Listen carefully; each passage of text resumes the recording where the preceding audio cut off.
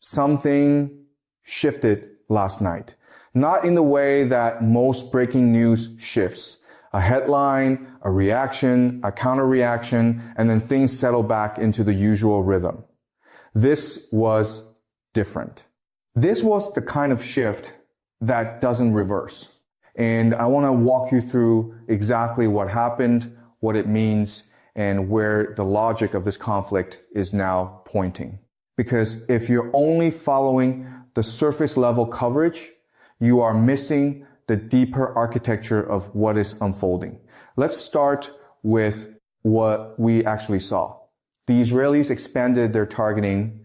They went after critical infrastructure, not just military assets, not just command posts, infrastructure, the kind of targeting that sends a message about intent. And in response, Iran did something we have not seen at this scale before.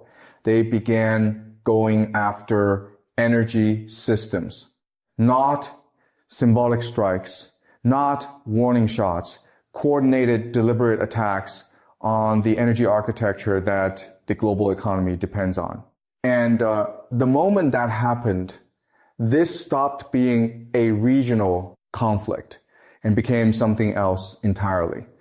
To understand why that matters so much, you have to think about what the Gulf region actually represents. This is not just a collection of countries that happen to sit on oil reserves. This is the physical foundation of modern industrial civilization.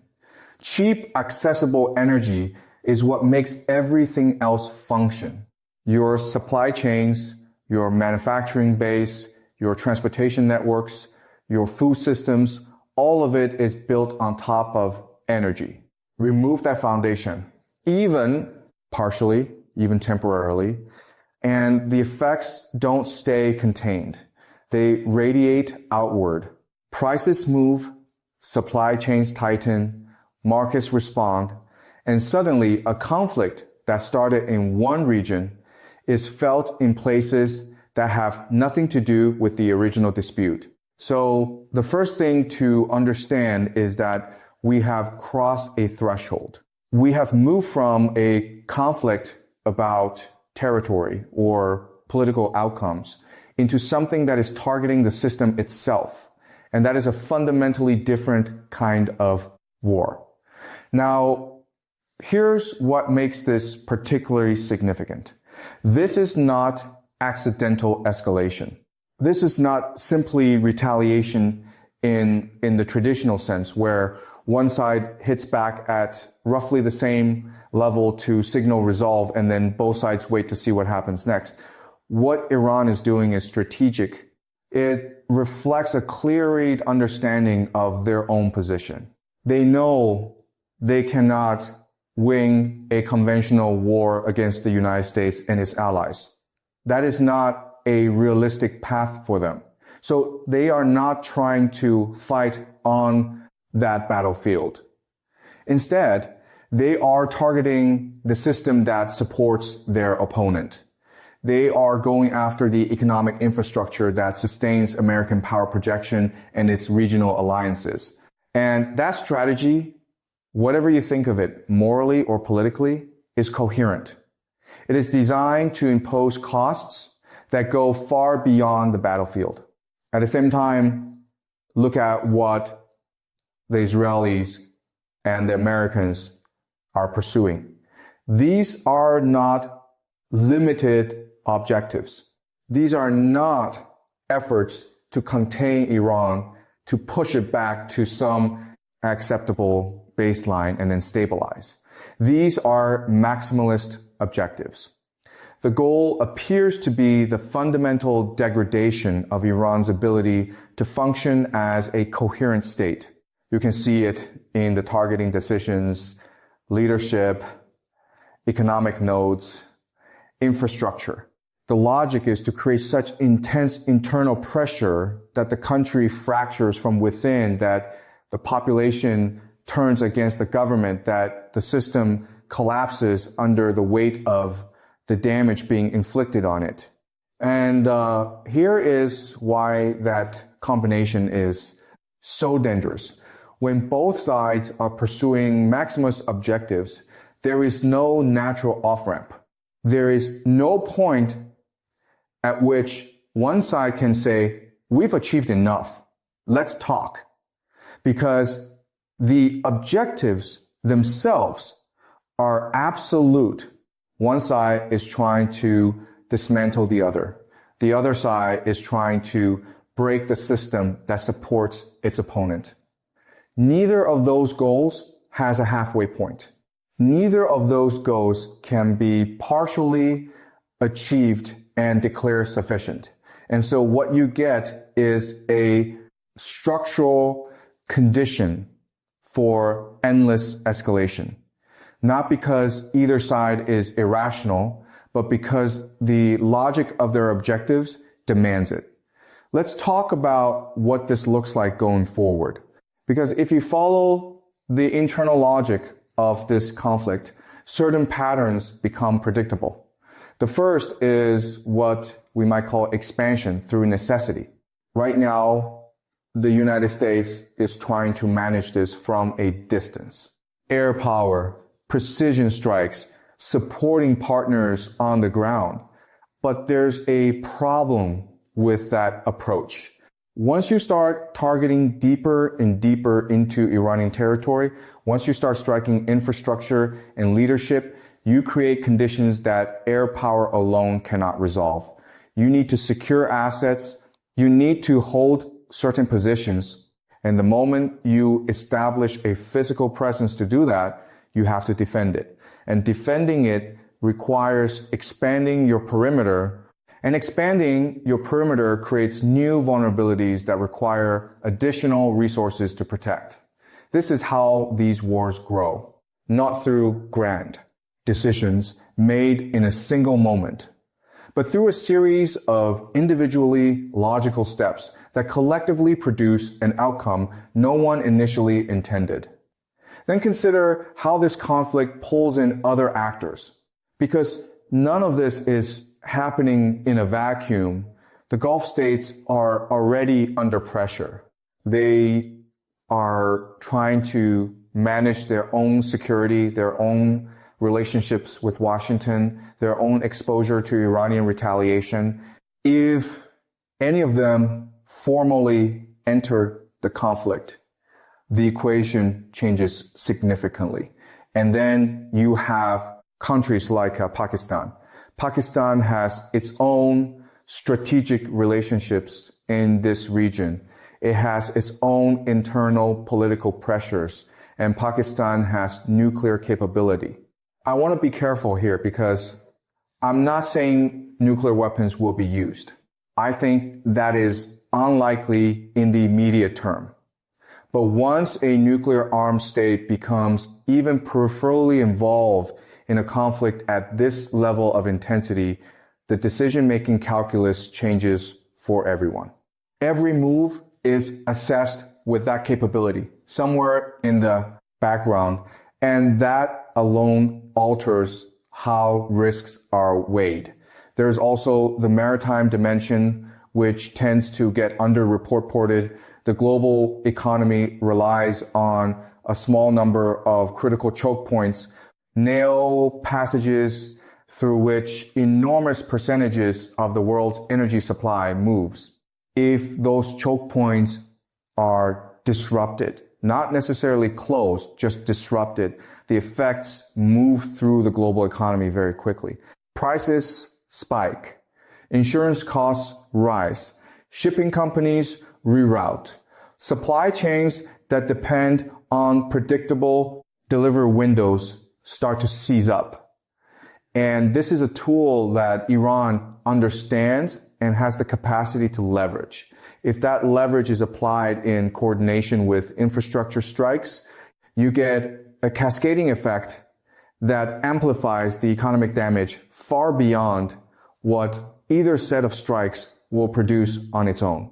Layered on top of the unfolding military and economic dynamics is the information environment. And its role in this conflict cannot be overstated. Reports are coming in that are incomplete. Events are often unverified, and visibility is fragmented. This fog of war is not merely a descriptive label, it is an active force shaping decisions and outcomes. Uncertainty amplifies fear, and fear distorts decision-making. When governments operate under incomplete information, pressured domestically, and facing the psychological weight of rapidly changing circumstances, they tend to make choices that are more defensive, more aggressive, and more focused on short-term survival than on long-term stability. This is a critical factor in understanding why the conflict escalates faster than conventional logic would predict. Another dimension that deserves careful attention is what happens when leadership is removed mid-conflict. Targeted strikes against key individuals may seem advantageous on the surface. You degrade the opponent's command capacity, create confusion, and gain a tactical edge. But the structural consequences are far more profound. As long as leadership remains intact, there exists the possibility of back-channel communications and negotiated resolutions. Leaders have both the authority and the incentive to seek compromise when it aligns with survival or strategic goals.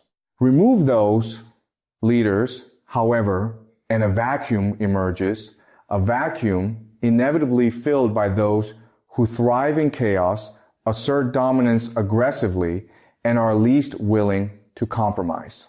In other words, eliminating decision makers does not just weaken an opponent's operational capacity, it radicalizes their internal political structure, ensuring that future escalation becomes more likely and more uncompromising. The targeting of leadership in this way systematically erodes the off-ramps that might allow a conflict to de-escalate. With these pathways disappearing, the conflict no longer resolves through negotiation or incremental compromise. It continues until exhaustion, collapse, or decisive destruction occurs. Right now, these off-ramps are being deliberately eroded. Leadership channels are being targeted, economic pressures are intensifying, domestic political dynamics are hardening, and ideological stakes are rising.